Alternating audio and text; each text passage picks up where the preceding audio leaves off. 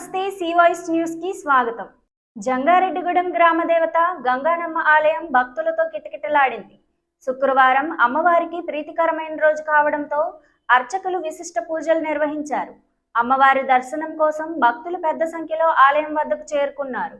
మధ్యాహ్నం ఆలయ కమిటీ ఆధ్వర్యంలో భక్తులకు అన్న సమారాధన నిర్వహించారు. ఈ సందర్భంగా ఆలయ కమిటీ ప్రతినిధులు మాట్లాడుతూ గ్రామదేవత గంగానమ్మ అమ్మవారిని ప్రతి ఒక్కరూ దర్శించుకోవాలని కోరారు.